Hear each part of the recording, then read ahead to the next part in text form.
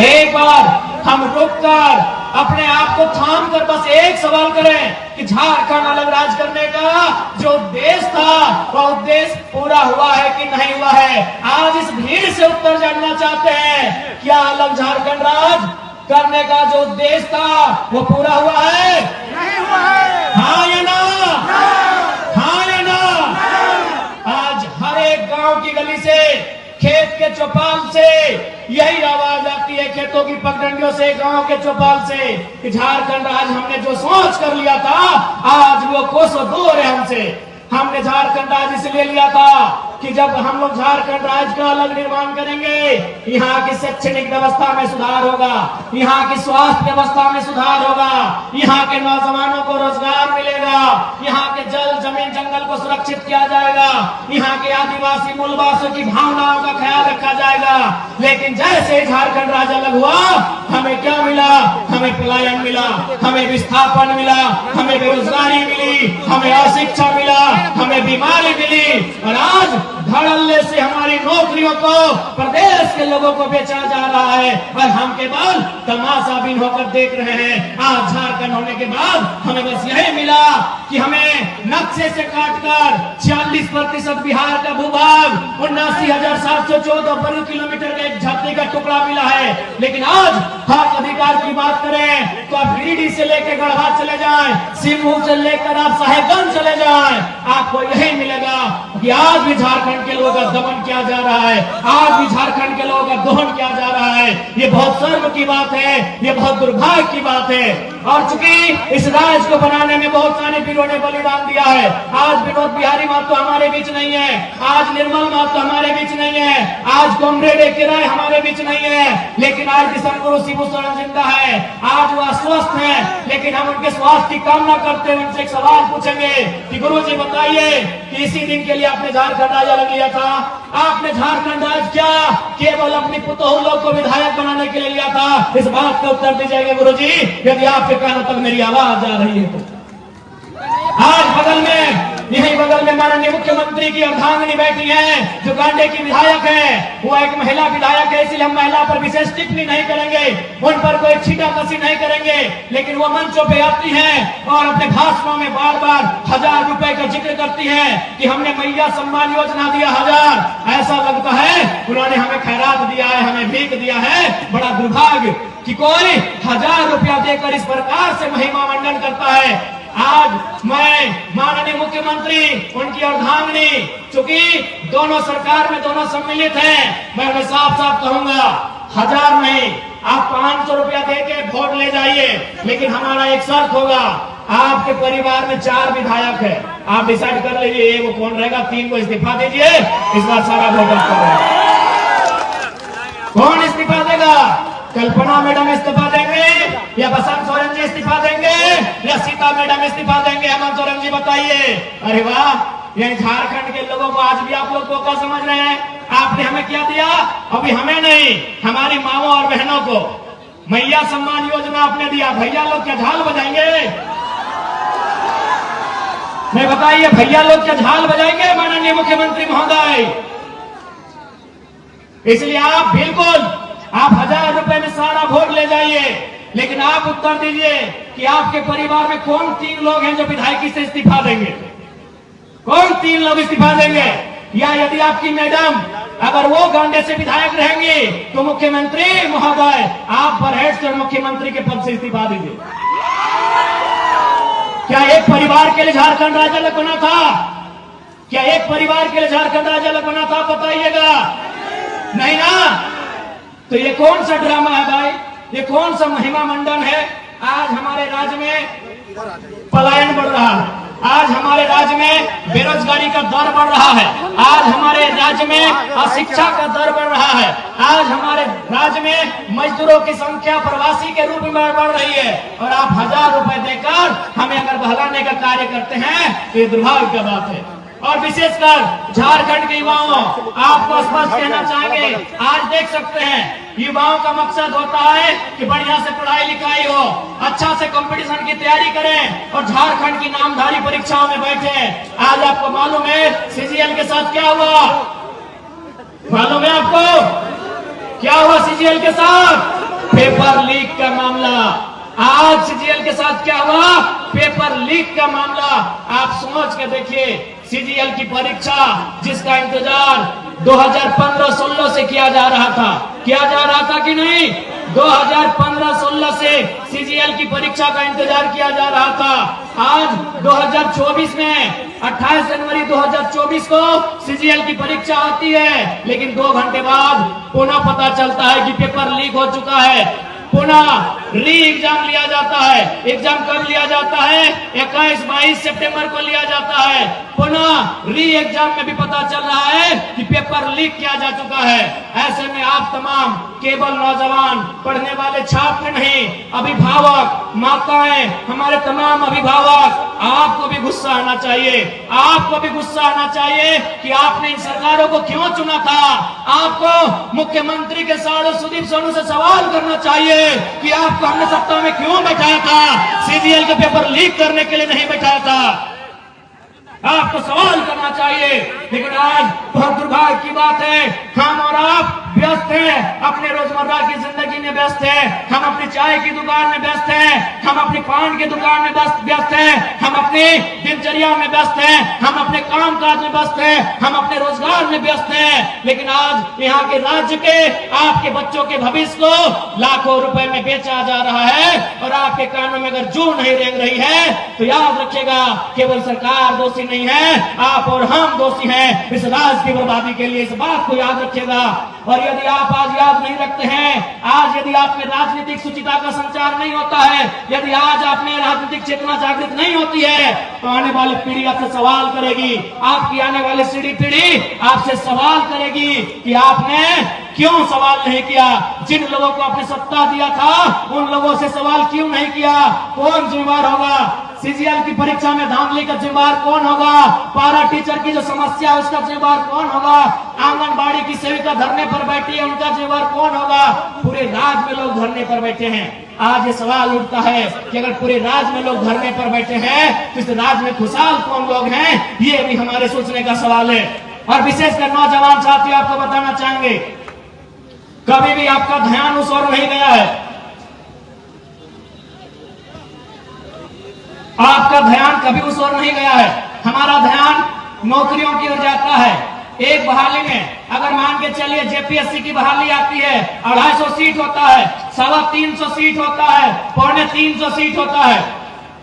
लेकिन आपको मालूम है इस राज्य में इनकम का जगह कहाँ है? आपको अभी तक मालूम नहीं है, क्योंकि हमारा माइंड उतना डेवलपमेंट ही नहीं है, हमारे सोचने की शक्ति वहां तक गई ही नहीं है। अरे नौकरी वन टाइम अगर जेपीएससी निकालती है तो 250 सीट ज्यादा नहीं रहता है। लेकिन आपको मालूम है आपके गांव में, आपके पंचायत में, आपके प्रखंड में, आपके जिला में जो भी सरकारी मकान है, जो भी सरकारी भवन है, वहां केवल 2-4 अधिकारी सरकारी होते हैं। बाकी एजेंसियों को ठेका दिया जाता है, बाकी कॉन्ट्रेक्चुअल लेवल पे आधार पे होता है, बाकी टेंडरशिप के आधार पे होता है। आप जो पंचायत भवन देख रहे हैं, उस पंचायत भवन में जो खिड़की का रंग पेंट करने का जिम्मा एजेंसी को दिया जाता है, बल्ब लगाने का जिम्मा एजेंसी को दिया जाता है, उसमें इलेक्ट्रीशियन से लेकर फिटिंग हर एक काम एजेंसी को दिया जाता है। झारखंड में कितना एजेंसी काम कर रहा है? अरे नहीं करने से भी 30,000 35,000 एजेंसी झारखंड में काम कर रही है। छोटी बड़ी सब मिला के 30,000 से 35,000 एजेंसियां काम कर रही है। एक एजेंसी का टेंडर करोड़ों में होता है। आप उन एजेंसियों का लिस्ट निकालिएगा, 1% झारखंड के लोग नहीं है। आप केवल नौकरी देखते हैं कि बहाली कै गो निकल रहा है पुलिस का। आप इतने इस भीड़ में कै गो कॉन्ट्रैक्टर हैं, इस भीड़ में कै गो एजेंसी के ओनर है। आपकी जानकारी के लिए बता दें, आपके बगल में कोई सरकारी स्कूल होगा, हाई स्कूल होगा या +2 होगा, वहां का प्रिंसिपल सरकारी है, वहां का फिजिक्स का टीचर सरकारी है, वहां के केमिस्ट्री का टीचर सरकारी है। लेकिन आपको जानकारी होना चाहिए आईटी, टीटी और स्पोर्ट टीचर सरकारी नहीं है। आईटी का टीचर सरकारी नहीं है, टीटी का टीचर सरकारी नहीं है, स्पोर्ट टीचर सरकारी नहीं है। और आपको यह भी जानकारी होना चाहिए कि आईटी और टीटी का टीचर एग्जाम लिख के नहीं आते हैं, एजेंसी के थ्रू आते हैं। वो एजेंसी भी आपकी नहीं है, वो टीचर भी आपका नहीं है। आज तक झारखंड का ध्यान गया ही नहीं है। झारखंड के नौजवान नौकरी के, ठीक है नौकरी अच्छी बात है, हमारी भी पहली प्राथमिकता नौकरी होती है, लेकिन आप एजेंसी को भूल रहे हैं, आप टेंडरशिप को भूल रहे हैं, आप ठेकेदारी को भूल रहे हैं। अरे पैसा वहां है। वीडियो की तनख्वाह क्या है? वीडियो की तनख्वाह आज के डेट में क्या है? 50,000, 1 लाख है। चलिए 1 लाख मानते हैं, चलिए मान लेते हैं बढ़िया पदाधिकारी की तनख्वाह 1 लाख है, तो 12 महीना में 12 लाख, यानी 1 साल का 12 लाख। वो नौकरी कितना करेगा? 30 साल। कितना? 30 साल। 12 को 30 से गुना करिए, 3.6 करोड़। क्या कैलकुलेशन सही है? 3.6 यानी 3.6 करोड़। यानी एक वीडियो, एक बढ़िया रैंक का ऑफिसर अपने जीवन काल में कितना पैसा कमा रहा है? 3.6 करोड़। आपको जानकारी होना चाहिए, एक छोटा एजेंसी करोड़ों का बजट एक बार में, हमको लगता है एक बार जब वो लेती है करोड़ रुपए बचत कर लेती है। आज तक किसी लीडर ने आपको इस ओर लेके नहीं गए हैं, कोई लीडर नहीं, किसी को मतलब नहीं है। आप कहीं चले जाइए, आप अस्पताल में चले जाइए, स्वास्थ्य केंद्रों में, डॉक्टर सरकारी हो सकता है, डॉक्टर सरकारी हो सकता है, वॉचमैन सरकारी नहीं है, जो गार्ड है वो सरकारी नहीं है, जो सफाई कर्मी है वो सरकारी नहीं है। वो कहां से आते हैं? परीक्षा लिख के नहीं आते हैं, वो एजेंसी के माध्यम से आते हैं, ठेकेदारी के माध्यम से आते हैं, कॉन्ट्रैक्ट बेसिस पे आते हैं। अरे वहां आपका ध्यान गया ही नहीं है। इसलिए आज लोग मुझसे क्यों चिढ़ते हैं मालूम है? क्यों ये लोग इनके रातों के सपनों में हम आते हैं? क्योंकि ये बोलते हैं घरों में कि ये लड़का लीडर नहीं, टीचर ज्यादा है, ये पढ़ाता है, ये अपनी सभाओं में भाषण कम पढ़ाता है, लेक्चर और क्लास ज्यादा लेता है। नहीं बताइए किस लीडर ने आपको बताया है? किसने आपको बताया है? झारखंड में, ये तो आपके इधर की बात मैं कर रहा हूं। चलिए कोलियरी की चक्कर लगाइए, जहां कोयला खोड़ा जाता है, वहां की कंपनियों का नाम है संजय उद्योग, खेमका, आनंदिता, त्रिवेणी, मैंने ऐसे लगभग सैकड़ों कंपनियां हैं जो कोयला खोदने का काम करती है। वो कहां की है? हैदराबाद की है, इलाहाबाद की है, पटना की है, कलकत्ता की है, गुजरात की है, महाराष्ट्र की है, चेन्नई की है। आपके गिरिडीह और रांची की एक भी नहीं। इसलिए यदि हम लोग सरकार में आते हैं तो सरकारी नौकरी तो छोड़िए, एजेंसियों में भी 75% झारखंड के लोगों को प्रमोट करेंगे। झारखंड के लोगों को 75% प्रमोट करेंगे। और आपको मालूम है सरकार क्या चीज है, ये आपको मालूम है। उसके बाद चूंकि ये लोग ये तर्क देते हैं कि भारत के संविधान में कहीं इस बात का जिक्र नहीं है कि हम किसी को जाति के आधार पे, धर्म के आधार पे उनको नौकरियों में आने से रोके। सही बात है, भारत के संविधान आर्टिकल 15 और 16 को पढ़िएगा, उस आर्टिकल में कहीं इस बात का जिक्र नहीं है। वहाँ क्या लिखा है कि हम किसी को धर्म, जाति, लिंग, मूल स्थान, जन्म स्थान इत्यादि के आधार पर भेदभाव नहीं कर सकते हैं। लेकिन ध्यान रखिएगा, वहाँ भाषा का जिक्र कहीं नहीं, हम भाषा के आधार पर रुकेंगे। भारत के संविधान में आर्टिकल 15-16 को पढ़िएगा, आपके हाथ में गूगल है, वहाँ जाति का जिक्र है, धर्म का जिक्र है, लिंग का जिक्र है, जन्म स्थान का जिक्र है, भाषा का जिक्र नहीं है। हम भाषा के आधार पर रोकेंगे। गिरिडीह में परीक्षा गिरिडीह की भाषा के आधार पर। अब सवाल है कि कैसे भाषा के आधार पर परीक्षा लेने से कैसे रुकेंगे? भाषा के आधार पर यदि हम परीक्षा लेंगे तो कैसे रुकेंगे? उदाहरण के लिए मान के चलिए हमने हिंदी में कोई पेपर लिखा और उस पेपर में सवाल आया एक मुहावरा, आंख का तारा, इसका मतलब क्या होता है? आग बबूला होना, इसका मतलब क्या होता है? कमर कसना, इसका मतलब क्या होता है? तो आपके साथ साथ आधा भारत के लोग इसका उत्तर जानते हैं कि आंख का तारा मतलब होता है बहुत प्यारा, कमर कसना का मतलब होता है तैयार होना, आग बबूला का मतलब होता है गुस्सा होना, क्रोधित होना। आधा भारत इसका उत्तर जानता है। लेकिन इसी सवाल को अगर हम अपनी भाषा में, झारखंड की क्षेत्रीय भाषा में पूछेंगे कि पकड़ करे हाथ, करे करे झांक, की लगे बुझा, कि पकड़ करे हाथ, करे करे झांक, एक माने की लगे बुझाओ, क्या बुझता है? कि हाथ से छूटल माछ और बांधे गड़ल कांच घूर घूर ना पावाय। क्या बुझता है? यानी अगर गवर्नमेंट के पास दिमाग हो तो वे फॉर्म भी ले लेंगे और वे रुक भी जाएंगे, लेकिन ना इनके पास दिमाग है और ना दिल है, इसीलिए पत्थर दिल होके झारखंड की नौकरियों को बेच रहे हैं। अब आप कहेंगे कि क्या भाषा के आधार पर रोक सकते हैं कि नहीं, तो आप जाइए ओडिशा की वेबसाइट को चेक कीजिए जिससे नियोजन का नोटिफिकेशन निकलता है। आप पश्चिम बंगाल की वेबसाइट को चेक कीजिए जहां से नियोजन का नोटिफिकेशन निकलता है। आप तमिलनाडु के वेबसाइट को चेक कीजिए, आंध्र प्रदेश के वेबसाइट को चेक कीजिए जहां से नियोजन का नोटिफिकेशन आता है। वहां साफ साफ लिखा है ओडिया भाषा का जानकारी है तो भरिए, नहीं तो घरे भीतरे रहिए। लेकिन झारखंड क्या है? झारखंड बाबा जी का ढाबा है। जिसको मन है, जिधर से मन है, आइए खाइए और जाइए।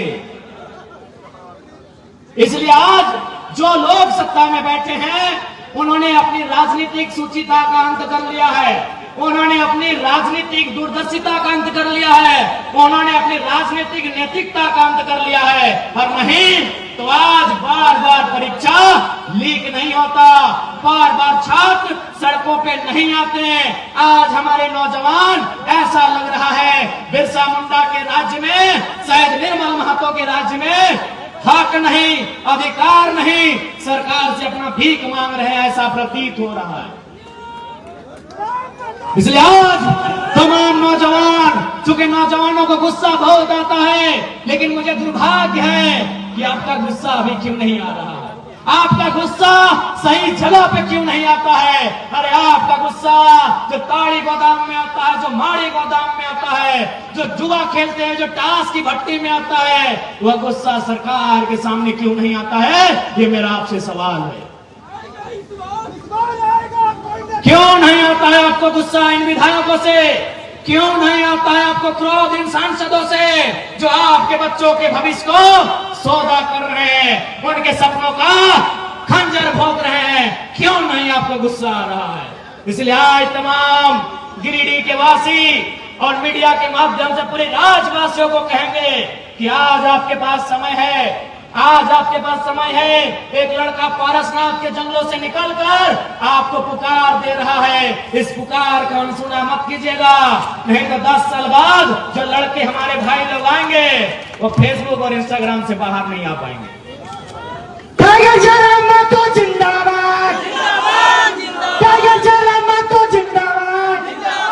आज आप हमारी आलोचना कर सकते हैं, आप हमारा तिरस्कार कर सकते हैं, आप हमसे नफरत, हमारे लिए ईर्ष्या रख सकते हैं, लेकिन सच्चाई स्वीकार कीजिए, 24 सालों के झारखंड में पहली बार कोई लड़का आया है जो अपने दम पे, अपनी प्रतिभा की बदौलत राज्य का चेहरा बना है।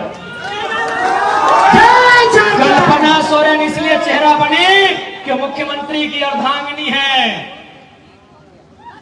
24 साल के इतिहास में हमको एक रिपोर्ट कार्ड दीजिए कि कोई एक साधारण सा लड़का 2 साल पहले उसे गांव के लोग ठीक से नहीं जानते थे, आज वो राज्य में चर्चा का विषय है। मैं 24 साल के इतिहास को आपको पढ़ने कह रहा हूं। एक बार एक इतिहास हमको बताइए।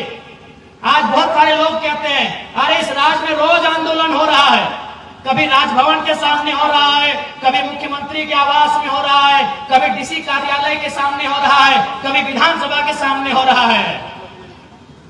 तो रोज नेता बनना चाहिए, कहां बन रहे हैं? और हम तो जिस आंदोलन की शुरुआत किए थे 50 लड़के थे, मैंने जिस आंदोलन की शुरुआत की थी धनबाद से मात्र 50 लड़के थे, और आज आपके बीच एक चेहरा बन के आया है। क्यों?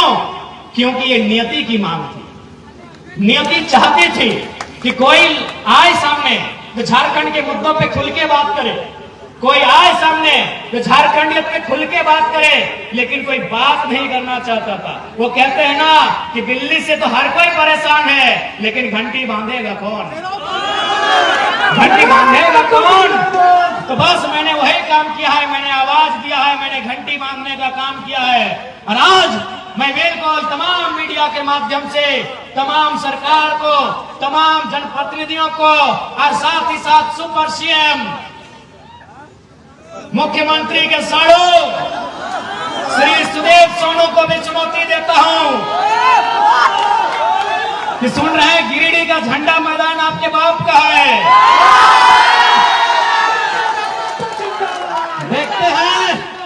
देखते हैं सोनू जी, वो झंडा मैदान कब तक आपके बाप का रहता है।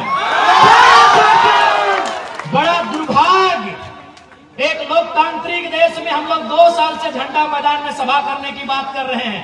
पता नहीं जिला प्रशासन भी मौन क्यों हो जाती है, जिला प्रशासन भी अंतिम समय निर्णय क्यों बदल देती है। तो ये ठीक है सोनू जी, अभी समय आपका है, लेकिन याद रखिएगा कि आप जो घमंड कर रहे हैं अपने पद का और मुख्यमंत्री से आपके परिचय का, ये ज्यादा दिन नहीं टिकेगा।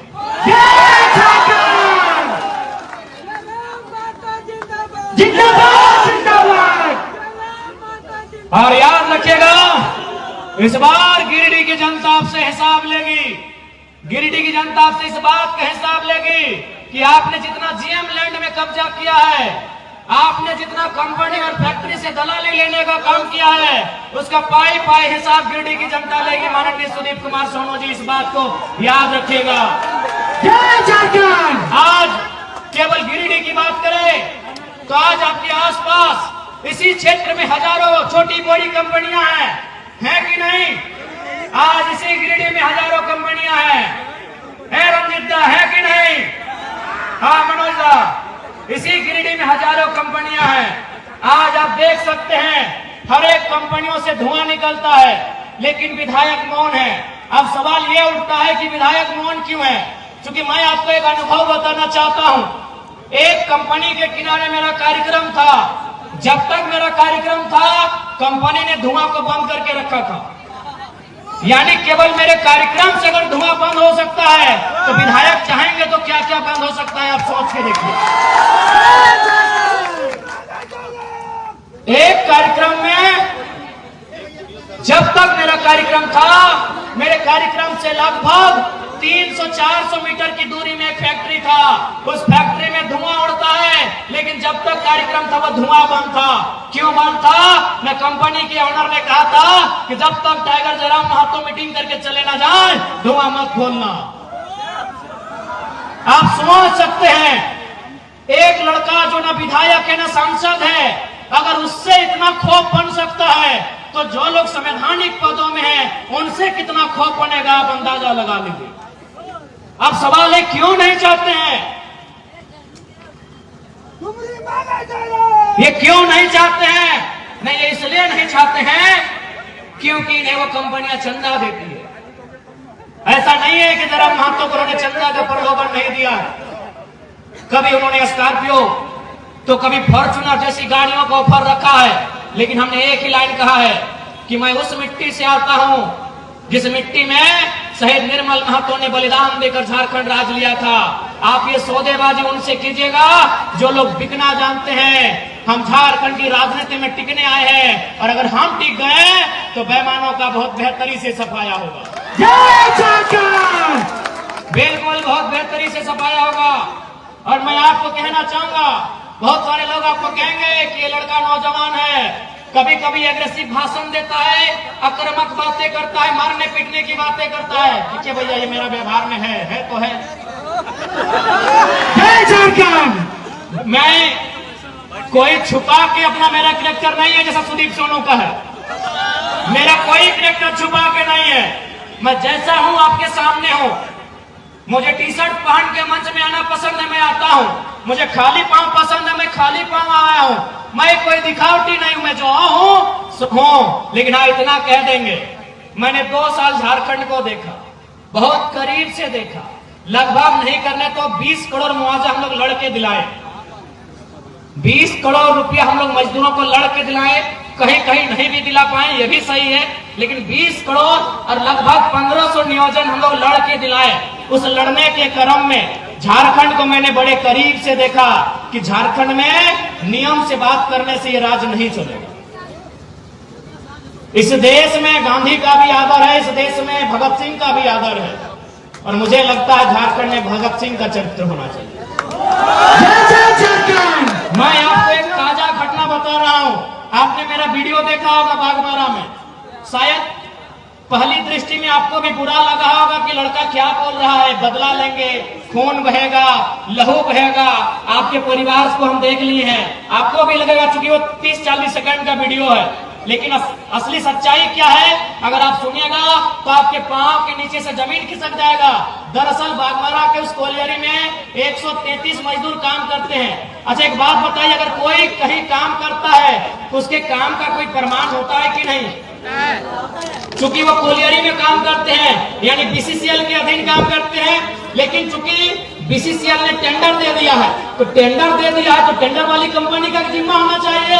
लेकिन उस मीटिंग में आप सुन रहे हैं टेंडर वाली कंपनी भी बोल रही है कि वर्कर मेरे नहीं है, बीसीसीएल भी बोल रही है ये वर्कर मेरे नहीं है, जबकि उनको पेमेंट भी मिल रहा है, 5600 मिल रहा है, किसी को 6200 मिल रहा है, किसी को 8000 मिल रहा है। तो मैंने वही सवाल किया कि भाई इनको 8000 पेमेंट दे कौन रहा है?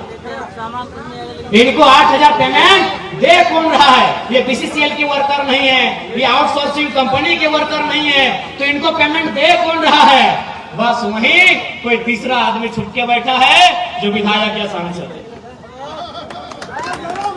उनका पेमेंट बनता है 32,000, उनको मिल कितना रहा है? 6,000। बताइए किसका खून नहीं खोलेगा? किसका खून? अगर आप में जरा भी इंसानियत है और आप में जरा भी अन्याय के खिलाफ लड़ने की क्षमता है तो आपका खून खोलेगा ही खोलेगा। पेमेंट कितना बनता है? 32,000। कितना मिल रहा है? 6,000। किसका खून नहीं खुलेगा? मीडिया चल रहा था, कैमरा था, हमको भी मालूम था कि मीडिया लोग वीडियो ले रहे हैं, नहीं तो बोतल कसम से हम टेबल में पटकने के लिए नहीं उठाए। अगर वो लाइव नहीं चलता ना तो एक पदाधिकारी का कपार में पटकना। बहुत अच्छा। अब आपको अगर मेरा ये कैरेक्टर नहीं पसंद है वोट मत दीजिए, झूठ बोल के वोट नहीं लेंगे। अगर हम लोग सत्ता में आ गए तो बिल्कुल रिएक्शन होगा, जनता के साथ रिएक्शन नहीं होगा। बेईमान और भ्रष्ट पदाधिकारी हैं उनके साथ रिएक्शन होगा। मैं आपको इसी गिरिडीह लोकसभा की एक घटना सुना रहा हूं। गिरिडीह लोकसभा, गिरिडीह विधानसभा पीरटण की घटना है। हमारे पीरटण के साथी भी आए, उनसे पूछिएगा। एक दिन उस ब्लॉक परिसर में 2 ऑफिसर चाय पी रहे थे। बातों बातों में चर्चा शुरू हुआ। एक ऑफिसर ने कहा कि सर जयराम महतो का बहुत हवा है, लाखों लोग उसे सुनने के लिए आते हैं, लग रहा है वो गिरिडीह लोकसभा जीत रहा है। तो दूसरे ऑफिसर ने कहा सर अगर वो जीत भी जाएगा तो क्या उखाड़ लेगा दिल्ली जाके? दिल्ली में उसको भाषण देने का मौका भी नहीं मिलेगा। वो एनडीए से भी नहीं है, इंडिया से भी नहीं है, वो मोदी के तरफ से भी नहीं है, वो राहुल गांधी के भी तरफ से नहीं है, तो जयराम महतो क्या उखाड़ लेगा सर दिल्ली में? तो दूसरे अफसर ने कहा कि सर आप ठीक बोलते हैं, जयराम महतो दिल्ली में कुछ नहीं उखाड़ पाएगा, लेकिन सर मेरा दिल कहता है जहां से गिरिडीह शुरू होता है और जहां गिरिडीह खत्म होती है, अगर वहां कोई बेईमान पदाधिकारी उसको दिखा तो रोड में पटक के मार देगा सर। ये मैंने नहीं कहा, ये उस अफसर ने कहा कि जहां से गिरिडीह शुरू होती है और जहां गिरिडीह खत्म होती है, अगर प्रखंड लेवल में या पंचायत लेवल में कोई अफसर मनमानी किया, फुटानी किया तो जयराम महतो से पटक के मार देगा सर, ये गारंटी है। यही बेरमो विधानसभा की एक घटना है। एक आदमी को अटेंडेंस रोक दिया गया था। वो आदमी हमारे पास आया, बोला भैया ये ऐसा बात है। हमने कहा कि अधिकारी को फोन लगाइए, तो बोला नहीं एसपीओ की पीओ था, बोले लगाइए फोन। तो हमने फोन लगाया, उनको परिचय दिए कि सर हम जयराम कुमार महतो बोल रहे हैं, इनका अटेंडेंस बंद कर दिया गया है, गरीब आदमी है, नौकरी में रख लिया जाए। उधर से अधिकारी की आवाज आती है कि कौन जयराम महतो, हम तो नहीं पहचान पाए। हम इतने बोले कि आप विधायक और सांसद का खाली आवाज पहचानते हैं ना, अच्छी बात है, तो हम आज आपको फोन नहीं करेंगे, फोन काट रहे हैं। अब आपसे हम 2 महीना के बाद मिलेंगे, लेकिन दुआ कीजिएगा कि हम चुनाव ना जीते। अगर चुनाव जीत गए ना और रोड में जहां दिखेगा पटक के दामोदर नदी में गाड़ देंगे। विश्वास कीजिए 10 सेकंड के बाद उस अधिकारी ने कहा कि जयराम बाबू बोलिए क्या काम है। 10 सेकंड में 10 सेकंड में उस अधिकारी ने कहा कि जयराम बाबू बोलिए क्या काम है। हमने कहा काम हो गया है, रख लीजिएगा इसको। 10 सेकंड में। ये कोई बड़ाई नहीं कर रहे हैं। शेख शाहिद हमारे उपाध्यक्ष हैं, वो उसको लेके आए थे, पूछ लीजिएगा कौन है। हम अपनी बड़ाई नहीं कर रहे। शेख शाहिद यही मंच में शायद बैठे हैं, उनसे पूछेगा वो आदमी कौन है जिसको नौकरी से निकाल दिया गया था। और हमने बस इतना ही कहा था कि अगर आपको विधायक सांसद का ही पैरवी पसंद है तो 2 महीना के बाद हम आपसे बात करेंगे। यदि जीत गए तो हम बात नहीं करेंगे, दामोदर नदी में पटक के गाड़ देंगे। इसका मतलब क्या है समझे कि नॉन मैट्रिक मंत्री बनाएगा तो क्या होगा, चोर गुंडा लोग को विधायक बनाएगा तो क्या होगा। अफसरशाही पूरी तरह हावी है। मैनेजमेंट पदाधिकारी मजदूर के ऊपर चढ़ के बात करते हैं। इसलिए झारखंड को मीठी मीठी बात करने वाला लीडर नहीं चाहिए। यदि आपको लगता है मीठी मीठी बातों से झारखंड का काम हो जाएगा तो हमें मत सुनिएगा। हमें मीठा मीठा बात करने नहीं आता। हमें मीठा मीठा बात कल्पना भाभी की तरह मीठा मीठा बात करने नहीं आता। उनको विरासत में राजनीति मिली है।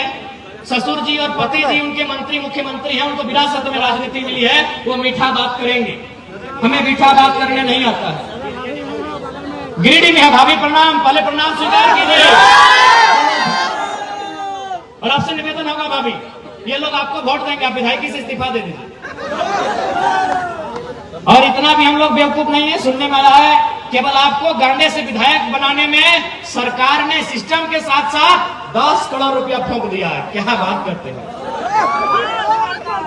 इसलिए हमें मीठा बात करने नहीं आता। मेरा घर तो चाची है, धनबाद जिला है। ऐसी तो घटनाएं अनेक है। एक घटना बता दे रहा हूं। एक शख्स थे, उनका नाम था सुरेश महतो। भौरा कोलियरी झरिया डिवीजन आप जानते हैं, भारत देश की कोयला राजधानी झरिया। उस शख्स को कोयला के माफियाओं ने बहुत बेरहमी से मारा था। दोनों पांव काट दिया था, दोनों हाथ काट दिया था। जिंदा था वो इंसान, सांस चल रही थी। वो बोल रहा था मुझे छोड़ दो, पता नहीं क्या बोल रहा था, आइडिया नहीं है, बना के नहीं बोलेंगे। यही लोग कहते हैं दोनों पांव काट दिया गया था, दोनों हाथ काट दिया गया था, दोनों आंखें निकाल ली गई थी और फिर गर्दन काटा गया था और एक बोरा में भर के दामोदर नदी में विसर्जन किया गया था। तो मैं उस गांव के आसपास से आता हूँ, मैं उस जिले से आता हूँ, मैं उस कौम से आता हूँ। इसीलिए मुझे मीठा मीठा बोलना नहीं आता। जिंदाबाद जिंदाबाद। मुझे मीठा मीठा बोलना नहीं आता है। मैंने बहुत करीब से महसूस किया है। मैंने आंदोलन को बहुत करीब से महसूस किया है। मेरे पिताजी भी झारखंड आंदोलन के शहीद हैं। सर पे लाठी लगी थी जो भविष्य में ब्रेन ट्यूमर बनने का काम हुआ था। वो 1990 का दौर था। तो इसीलिए मुझे मीठा मीठा बोलने नहीं आता है। मैंने उन कहानियों को, किस्सों को सुना है कि हमारे पूर्वजों की लाशों को बोरे में भर दिया जाता था। हम जिंदा थे और हमारी आंखों को जिंदा शरीर से निकाल लिया जाता था। हम जिंदा होते थे, हमारे हाथ को, हमारे पांव को काट दिया जाता था। उसके बाद हमें तड़पाने के बाद हमारी गर्दन को काटा जाता था। इसीलिए मुझे मीठा मीठा बोलना नहीं आता है। वोट देना आपका अधिकार है, देना है या नहीं देना है आपको डिसाइड करना है। लेकिन झूठ बोल के हम वोट नहीं लेंगे। हमें मीठा मीठा बोलना नहीं आता है। मैंने सुरेश महतो, शक्तिनाथ महतो, मणि मंडल, नेपाल रवानी, रसिक हाथा, सुदन महतो जैसे अनगिनत किस्सों को मैंने सुना है जिनको बेरहमी से मारा गया है। मैं उसी कोयलांचल से आता हूँ। मुझे मीठा मीठा बोलना नहीं आता है। आपको पसंद लगे, मेरे विचार सशक्त लगे, मुझ में विजन दिखे, मुझ में लगे कि एक लीडर की काबिलियत है, वोट करना, नहीं लगे मत करना। फोर्सफुली मैं वोट मांगने नहीं आया। जिंदाबाद जिंदाबाद। लेकिन हाँ, इतना तो वादा है, अगर गवर्नमेंट में आ गए तो बेईमान किसे कहते हैं पर दिखा देना और उसके साथ करना क्या चाहिए बता देना, बराबर करेंगे। किसी को नहीं बख्शेंगे। अगर वो ईमानदार है तो नमस्कार है, और यदि वो बेईमान है तो पारसनाथ के पहाड़ के ऊंचे चढ़ा लेंगे, जय झारखंड से नीचे धक्का देंगे। एकदम पूरी बेदम, एकदम उन पे कोई नाई दुहाई नहीं। इन बेईमानों के कारण इस राज्य में हजारों लोग रोज खून के आंसू रोते हैं। किसी का जमीन लूट गया है, किसी का नौकरी लूट गया है, किसी का गांव लूट गया है। इन बेईमानों के कारण, इन गद्दारों के कारण हमारे राज्य में लोग, हजार लोग खून के आंसू रोते हैं। इसलिए इन पे हम कोई दया हम नहीं करेंगे। ये मेरे खिलाफ साजिश करे, षड्यंत्र करे, कोई दिक्कत नहीं।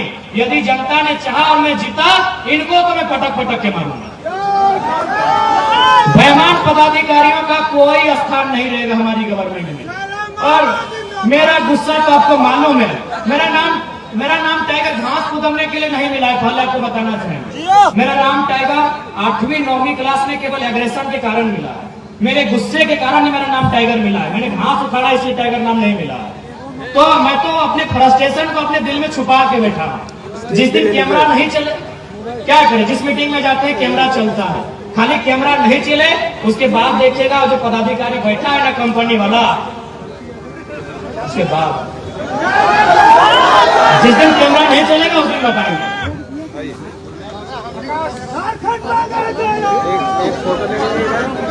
भैया जिंदाबाद।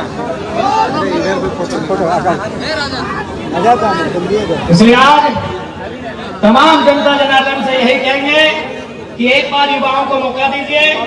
आपने भारतीय जनता पार्टी नाम की बाहरी जनता पार्टी को भी देखा, आपने झारखंड मुक्ति मोर्चा के नाम पर वर्तमान में मुड़ी मोर्चा पार्टी को भी देखा। एक बार आपसे अवसर मांगने आए हैं, एक बार, और वो सरकार जनता की होगी, वो सरकार युवाओं की होगी और उस सरकार में ऑन दी स्पॉट फैसला होगा।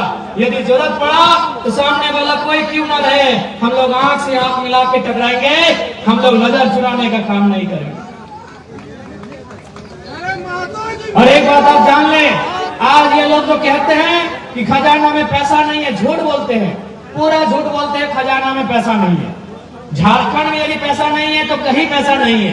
हम चूंकि रात्रि हो गई है, एक छोटा सा उदाहरण देके आपको बताना चाहेंगे कि पैसा किस प्रकार इस राज्य में लूटा जाता है। अभी इससे पहले जो सरकार थी उनका ड्रेस कोड क्या था, स्कूल के बच्चों का कत्था रंग था और घी कलर था। अच्छा ईमानदारी से बोलिए, यहाँ कितने भाई हैं जो घी कलर का पैंट पहन के आए हैं? इसका मतलब है कि घी कलर या फिर कत्था कलर वो मार्केट में प्रचलन में नहीं है। वो रंग क्या है, मार्केट में प्रचलन में नहीं है। अच्छा अभी वर्तमान सरकार में स्कूल का ड्रेस का रंग क्या है, ग्रीन है। बताइए कितने भाई हरा रंग का जींस पहन के आए हैं? नहीं आए हैं। अब समझिएगा, इस विषय को समझिएगा। वास्तव में क्या है, प्रचलन में कौन सा रंग है? ब्लैक। कौन सा रंग प्रचलन में है? व्हाइट, ब्लू, ब्राउन, ये रंग प्रचलन में है। यानी ये कपड़ा साहू जी के दुकान में भी मिलेगा, अंसारी जी के दुकान में भी मिलेगा, यादव जी और चौरसिया जी और पांडे जी के दुकान में भी ये रंग का कपड़ा मिल जाएगा। लेकिन ये जो हरा रंग का कपड़ा है ये किसकी दुकान में मिलेगा? ये किसी की दुकान में नहीं मिलेगा। जब सरकार इस नियम को लागू करती है कि आज की तिथि से स्कूल का ड्रेस चेंज होगा, उससे 6 महीना पहले वो तैयारी करती है। क्या तैयारी करती है? वह किसी मैन्युफैक्चरिंग कंपनी उसके ओनर को टेंडर जिम्मा देती है कि आपको 6 महीना 9 महीना का समय दिए, आप एक ऐसा कलर का डिजाइन कीजिए जो मार्केट में अवेलेबल नहीं है। तो उन्होंने देखा कि ब्लू मिलता है, काला मिलता है, नीला मिलता है, ब्राउन मिलता है, हरा नहीं मिलता है। उन्होंने कहा कि हम लोग हरा रंग का ड्रेस बना रहे हैं, 6 महीना से 9 महीना लगेगा बनने में। आपका जो अगला कैबिनेट का बैठक होगा उसमें जो आप प्रस्ताव पारित करेंगे, स्कूल में बच्चों का ड्रेस हरा कीजिएगा। आप समझ के देखिए, यदि झारखंड में कितने स्टूडेंट हैं अनुमान? 50 लाख से कम नहीं होंगे। ठीक से देखिए, मान के चलते हैं 50 लाख, 70 लाख स्टूडेंट है झारखंड में।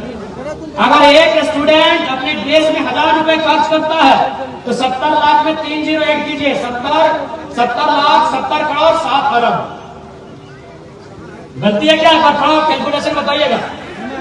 70 लाख में 3 जीरो, एक जीरो डालेंगे तो हो जाएगा 7 करोड़, दूसरा जीरो डालेंगे तो हो जाएगा 70 करोड़ और तीसरा जीरो डालते हो जाएगा 7 अरब, यानी 7 अरब। चूंकि वो बच्चा सरकार 5 साल तक रहेगी, यानी एक ड्रेस में उसका टाइम पार नहीं होगा। यानी मान के चलिए वो 5 बार 4 बार ड्रेस को बदलता है तो 7 चौक 28, यानी 28 अरब। 7 चौक 28, एक मामूली लफड़ा बता रहे हैं। 28 अरब, 28 अरब में मान के चलिए लीगल अगर लागत लगा है 8 अरब, बाकी 20 अरब बंदर बांट होता है।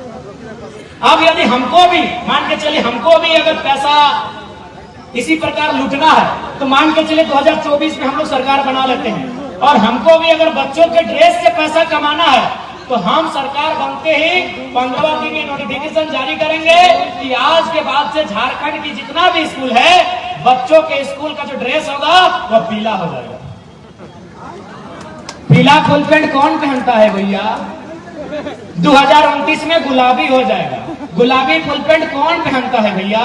एक लड़का जो पढ़ा लिखा है, इसीलिए आपको मामूली बात समझा रहा है। घोटाला इसी प्रकार से होता है। जो पैसा आपके गांव में पानी के लिए आना चाहिए था, बिजली के लिए आना चाहिए था, सड़क नली गली के लिए आना चाहिए था, जो पैसा आपके बच्चों की शिक्षा पे खर्च करना चाहिए था, जो पैसा आपके बच्चों के स्वास्थ्य पे खर्च करना चाहिए था, वो पैसा ये लोग बंदर बांट में खर्च करते हैं। और एक उदाहरण देते हैं, क्योंकि आपने स्टेज में, मैं तो स्कॉर्पियो से भाषण देता हूं, आज आपने स्टेज दिया है, उसी स्टेज से उदाहरण देते हैं।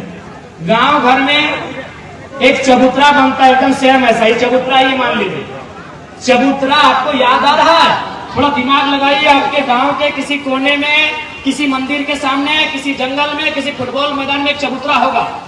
चबूतरे का लागत क्या होगा, याद आ रहा है? 2.5 लाख 3 लाख। याद कीजिए, आपके दिमाग में अगर आपके गांव में कोई चबूतरा आ रहा है, 2.5 लाख, 2.25 लाख, 2.25 लाख, 3 लाख उस चबूतरा का दाम होगा। आप याद कीजिए, आपके गांव में जो प्रधानमंत्री आवास आता है उसका लागत क्या है? हमारे उधर 1.25 लाख है। आप यहाँ समझदार लोग हैं, आप यहाँ समझदार लोग, आप लोग बैठे हैं, ईमानदारी से बताइए कि प्रधानमंत्री आवास बनने में ज्यादा खर्च लगेगा कि चबूतरा बनने में? चबूतरा बनने में। क्या भाई, जरा बताइए, आवाज दीजिए। अरे नहीं वोट दीजिए, लेकिन आवाज तो दीजिए ना।